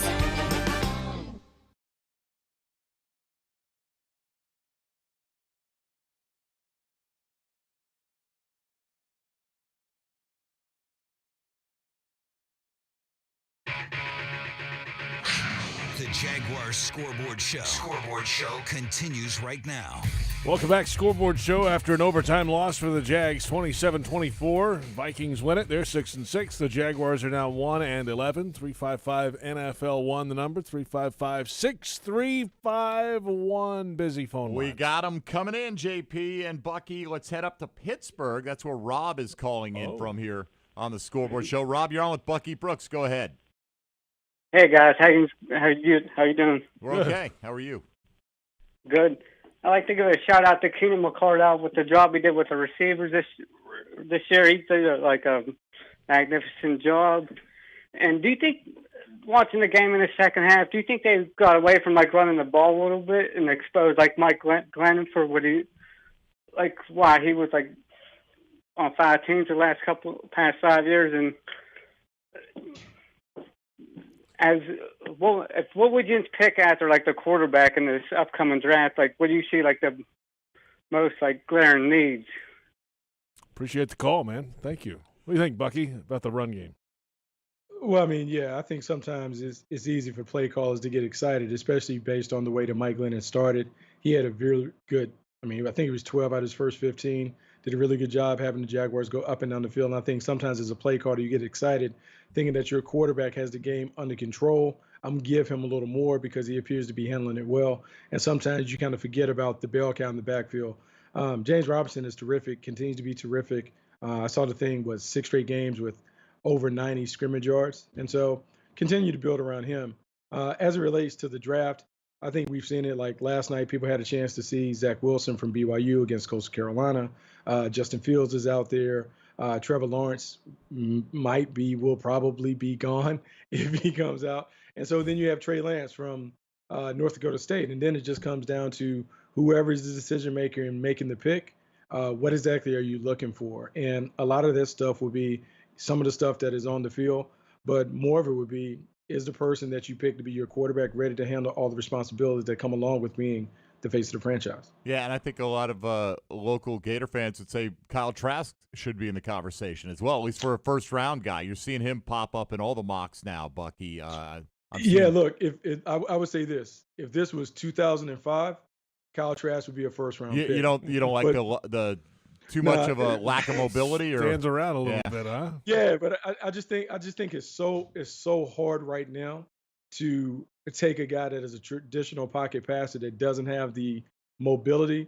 When you look at the last couple guys that have, I would say, flopped, and I would say this being a Dwayne Haskins fan, being a Josh Rosen fan, the guys that aren't able to move, it just makes it so much harder if you're not able to build the right stuff around them. If you don't have an A-plus offensive line that can protect them and those things, it's hard to get those guys on the field. And so Kyle Trask can play in the league and he can be a successful player. I just think the number of teams that will covet his skill set in today's game, it's a lot smaller than it would be if we were back 15 or so years ago, where that kind of player was exactly what you look for at the position. So in terms of going away from the run game, we talked about this at halftime, JP, that it was 2-to-1 pass-to-run ratio, and I thought it needed to be a little bit more balanced in the second half. It basically stayed there because Mike Glennon ran it 3 times, but those were pass plays, obviously, and then he scrambled. So if you include them in the pass play category from halftime through the end of overtime, 22 pass attempts or 22 dropbacks and 10 rushes. In the first half, it was 23 and 12. So basically the same percentage. They were 2-to-1. And you're right. Mike Glennon got off to a hot start today, and didn't work out, obviously. Yeah, like basically the thing that you would like to see in the National Football League is 60-40. Most teams operate pass to run, 60% pass, 40% run. The run-heavy teams are a little more 55-45. I think the Jaguars, just based on their personnel, they need to be closer to that 55-45 range just because you don't want to expose the offensive line. The offensive line is kind of better going forward than going backwards in pass pro. The quarterbacks that you're playing with, you want to limit them and put them on a pitch count, maybe 30 to 35 pass attempts. And James Robinson is really good. So you want to give him as many opportunities as you can to impact the game. Right, and Minnesota lost Eric Kendricks in pregame warmups today. That's right. Probably their best defensive player, at least that's healthy right now. So we'll move along here. Richard on the south side, you're next up on the Scoreboard Show with Bucky Brooks. Richard, go ahead. Hey, Bucky, how you doing, man? This is Richard Shelton. Long time, bro. Hey, what's up, Richard? How's everything? It's going good, bro. Hey, I'm going to kind of put you on the spot, man.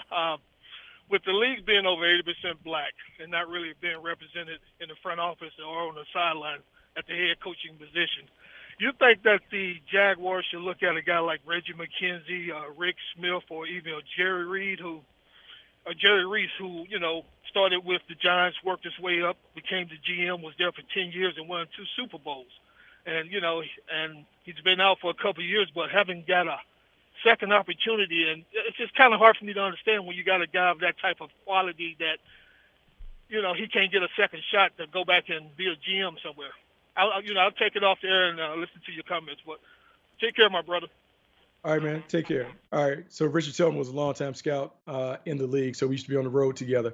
I will say this. Of the candidates that he mentioned, Reggie McKenzie, Rick Smith, and Jerry Reese, I would say Rick Smith would be the most intriguing of them all.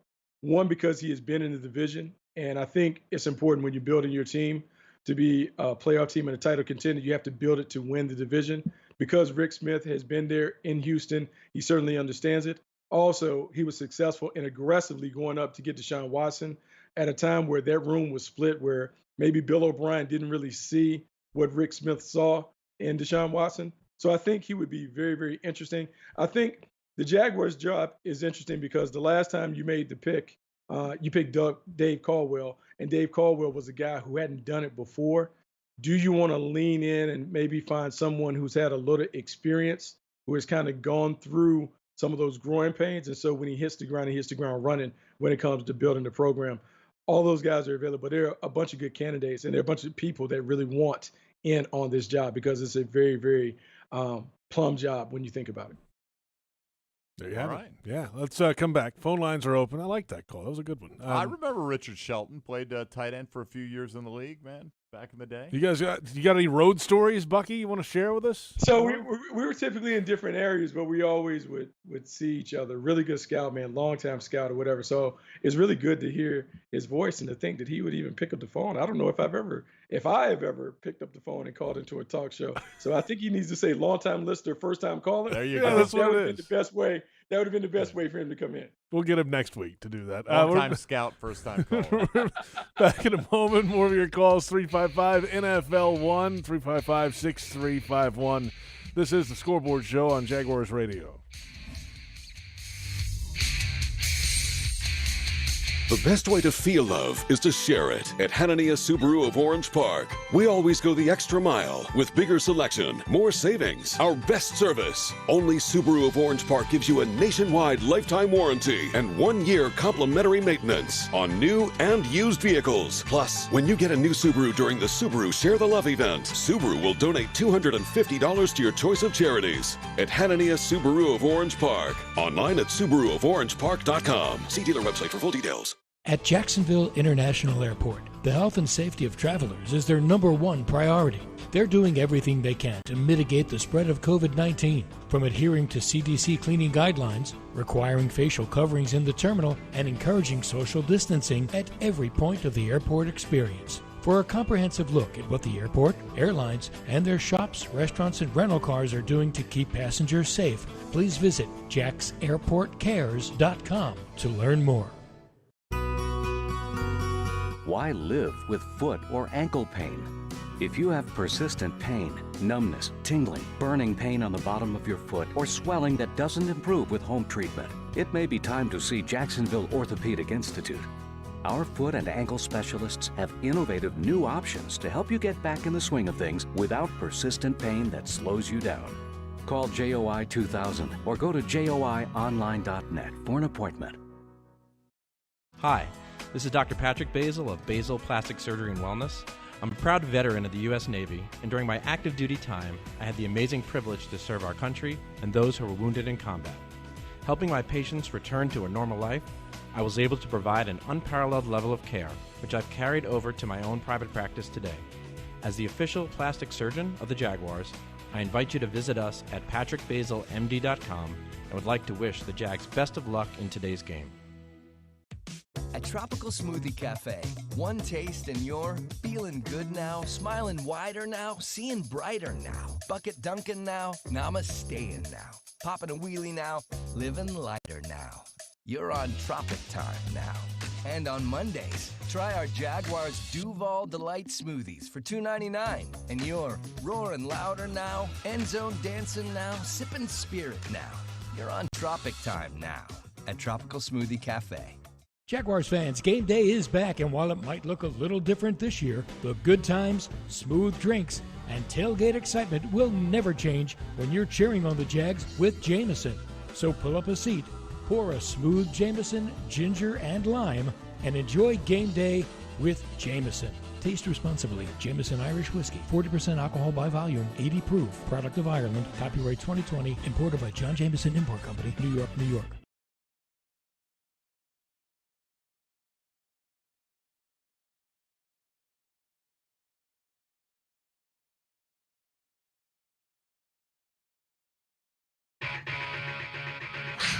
The Jaguars Scoreboard Show continues right now. Welcome back. Scoreboard Show continues. 355 NFL 1. A couple more segments to go, and then we'll get to the fifth quarter. We've got more calls to get to. JP Shadrick, Mike Dempsey, and Bucky Brooks. What do we got, Mike? Well, at 355 NFL 1, we've got John in Orange Park up next here on the Scoreboard Show. John, you're on with Bucky Brooks. Go ahead. Well, since the other caller already stole my question about quarterback pluses and minuses for the upcoming draft, and the Jets let me down, the next question I'd have is, what are the top two positions of importance and need in the draft other than quarterback? I'm going to take it off the air. Thank you. What do you think, Buck? Man, positions of need. You know, like it's don't hurt tough yourself because here. No, because I'm sitting here thinking like the Jaguars need an infusion of talent, and so they need playmakers. And if you think about the way that you build your team, outside of quarterback being the number one position, it then goes to pass rusher, cornerback, and left tackle. So when I look at this team, they need another pass rusher to complement Josh Allen. And I know they took K'Lavon Chasen a year ago, but I don't think you can have enough pass rushers. Cornerback, depending on the Sidney Jones situation, do you need someone opposite Henderson to play? I don't think right now Jacksonville, you can be choosing and say that any of the guys that are currently on the roster deserve you to bypass a talented player that is in that spot. And then just continuing to really add playmakers on both sides of the ball. I think right now I hate to say this because it's very cliche, take the best players, because what you want to do is you want to upgrade the talent of the roster. You mentioned left tackle. That brings up the Cam Robinson question. You know, he's going into a contract, or he is in a contract year. He's going to be a free agent. Has he played it well enough for you, Bucky, to bring him back and at a certain number? Obviously, he's not going to get paid like the top tier left tackles, I don't think. I would say this is a really good year for offensive tackles. I think a lot of it depends on what the negotiation looks like for Cam Robinson in terms of, you said, kind of like a firm amount of where you would go to. And if it escalates and it goes above that, then I think you're committed to find another guy. I think he's been fine, good, not great. And so I'm okay if you have to move on and find another guy in the draft. This draft has enough where you can find a guy that can come in and play. Especially if you're getting a quarterback first or second pick overall, you got to protect that guy. You got to have those guys in front. And this is like last year, you would have said, hey, middle linebacker is probably a great need for this team going in the draft until you went out and signed Joe Schobert in free agency. So free agency is going to change what your needs are potentially dramatically. And there's so much money to play with. That's right. That you can get some guys, and you don't have to go bananas and say, hey, I'm going to pay like top of the market prices for anybody and everybody. But certainly you should be able to get a handful of starters in free agency and then reset and determine, okay, how do I want to attack the draft? All right, thank you, John. Let's move along to Pierre here in Jacksonville. Pierre, you're on the Scoreboard Show with Bucky Brooks. Go ahead. What's going on, fellas? What's up? Hey, man. All right, I got a campaign. Okay. You guys ready? Yeah. If we can't get Tony Baselli as GM or Bucky, can we please bring my guy Bucky back to the Scoreboard Show? Because I love the energy he's been bringing all season. That's my first point. I thank you, Bucky. I appreciate you. I think that's a fair point. I like that. Yes. I like it. He might have bigger fish to fry, but we'll see. Yes. That's right. And my next point is, what the Jaguars are doing trying to win the game, Bucky? What we doing here? Okay, I mean, so I can admit if we're going to get it right, we got to get it right. You know what I'm saying? Yeah, I can admit this because it's just us and we're friends. I am a little nervous sometimes when we get close. Like we get close and I was like, because I'm looking at the draft stuff and I'm not advocating tanking. However, I don't want to fall too far out of the mix to if you're going to lose the way that we've lost this year, you want to get a prize for it at the end of it. So I do get a little squeamish sometimes in some of these games. Even though we were in overtime, I was like, okay, this is fine. But, it would have been tragic if the Jets had won today and that was the day that we decided to win too. We had held the number one pick for 3 minutes. Right. Can we start the draft? We're ready to draft. Start the clock, Kamish. Yeah. All right. Thank you, Pierre. Look, players and coaches are going to go out there and try to win, man. Unless there's an edict from on high that you've got to play certain guys, because I do think organizations occasionally do try to put themselves in the best position to get the highest pick possible. And look, we're only 4 weeks left here. I'll put it this way. If the Jags win again, I hope the Jets don't, because I would hate to miss out on the chance to chart your course with any player you want, and that would be Trevor Lawrence. Let's not kid ourselves. He's going number one. No, yes, Justin Fields is not going number one. Zach Wilson's not going number one. Trevor is going number one with a bullet, and no one who has that pick is going to trade him to you, in my opinion. The Jets are not. They'd be insane. Well, then maybe they will. Well, you know what? It is the Jets after all. So we'll see.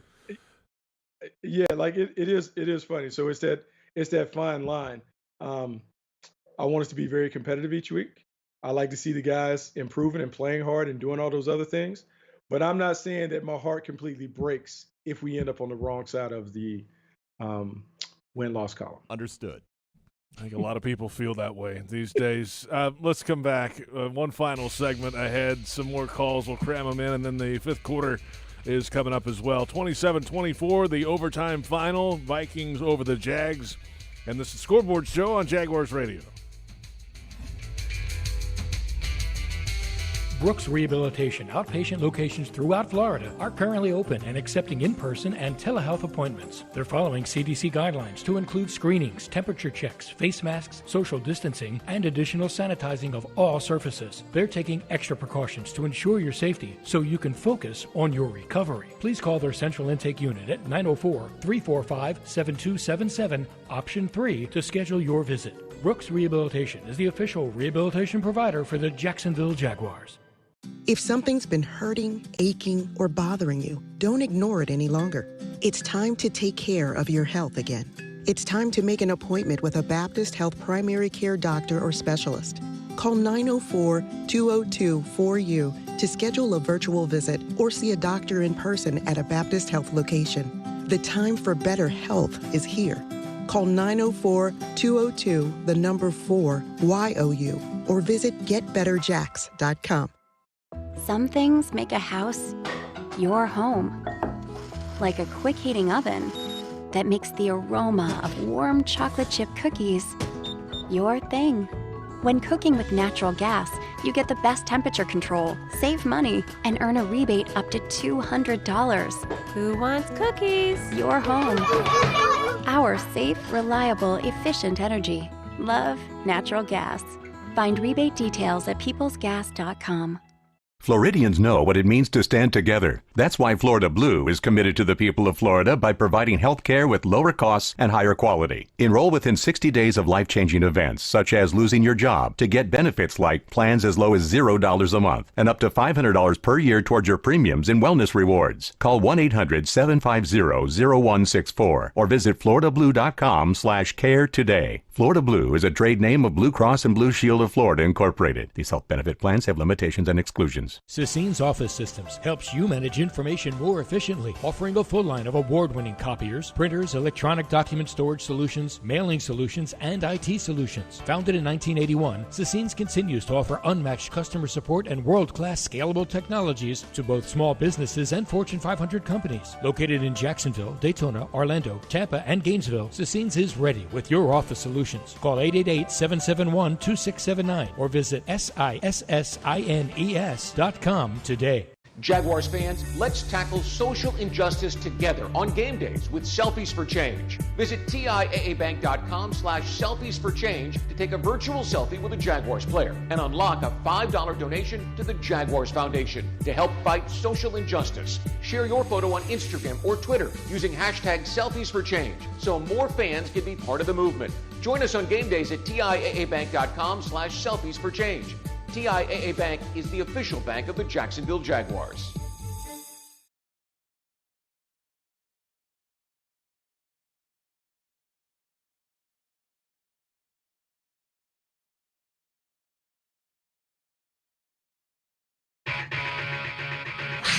The Jaguars Scoreboard Show continues right now. Welcome back. Final moments. Let's get to the final calls, Mike. Let's do it. 355 NFL 1. Michael on the north side is on the Scoreboard Show with Bucky Brooks. Go ahead, Michael. Hey, Bucky. How you doing today? Man, I'm good. All righty. I know there's a lot of talk about us getting a quarterback in this upcoming draft, but my question is, who is he throwing the ball to? Obviously, I think DJ Chark is a stud, but I really just see DJ Chark and our two rookie wide receivers. Am I overlooking something, or what do you think? I mean, look, I think before you can worry about who's catching it, you got to make sure that you find someone who can throw it. I think it's easy to find pass catchers. The hardest thing to do is to find the guy who can be the trigger man.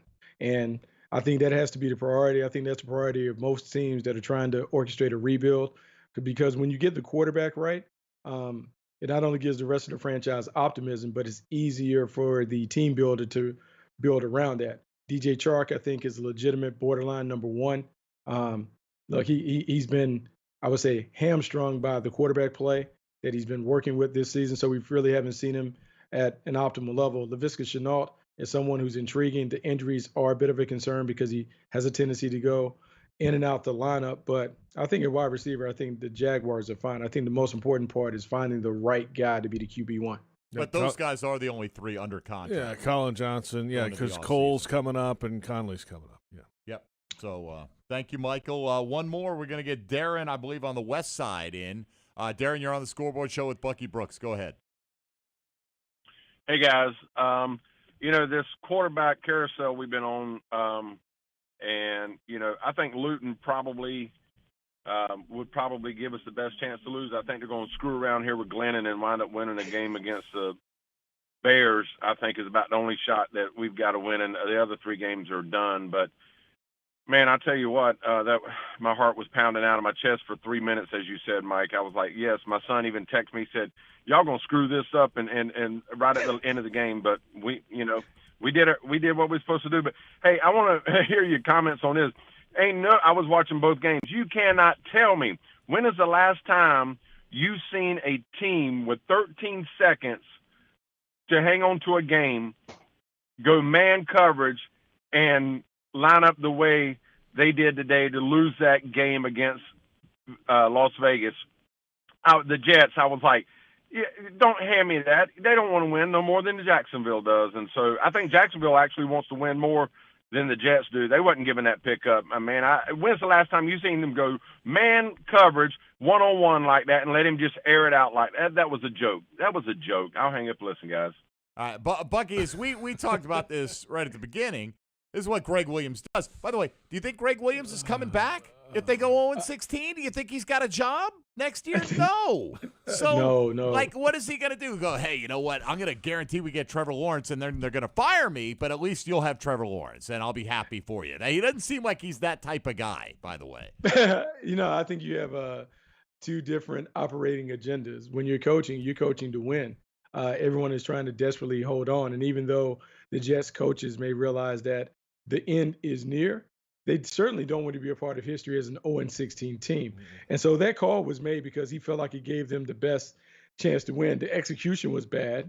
The young cornerback, Lamar Jackson, gave up a double move in a situation where you should never fall for the double move, and it cost him a game. But this situation where Adam Gase and those guys, they do not want to be another team that goes 0-16. So they were trying to pull out all the stops to win. And unfortunately for them, it didn't go their way. They almost got Carr on that play. They forced him to step up in the pocket, and he threw just a lollipop. If they sack him, game's over. They're out of timeouts. The clock's running. They're, I wouldn't have defended it that way, Bucky, but I don't think they're purposely, I don't. If they are, you don't need to push it to the point where you have to count on Las Vegas executing the Hail Mary, because a lot of things can go wrong. He could get his arm tipped. A lot of things could have happened there. If you're really trying to guarantee the loss, you wouldn't have ever let it get to that point. Well, they had a situation the series before where they had the ball down at the 5-yard line. The Raiders were going in, 4th and goal. If that was a situation where you're tanking, you make it very easy for them to score. They stopped them on 4th and 3. Yeah, they got the stop, and they were able to get the ball back, and they just couldn't close it out. And look, sometimes winners wins and losers lose. And it's just a situation where the Jets simply do not know how to win. And each and every week we see them come up with a different way of losing. All right, Bucky, that'll do it. What a program, the 11th straight loss, and we will talk to you on Wednesday for Jaguars Happy Hour. Hey, man, look forward to it. You guys have a good one. All right, Bucky Brooks out of here, NFL Network analyst, joining us on the Scoreboard Show every week. I'm looking forward to you guys' show this week, too. Should be interesting. Oh, it was going to be epic. For about 3 minutes, it was going to be epic tomorrow, but it'll still, it'll still be interesting, I suppose. Thanks to our entire crew. Thank you for the calls tonight. For Bucky Brooks, Mike Dempsey, I'm JP Shadrick. We'll catch you next time. 5th quarter coming up next. This has been the Scoreboard Show on Jaguars Radio.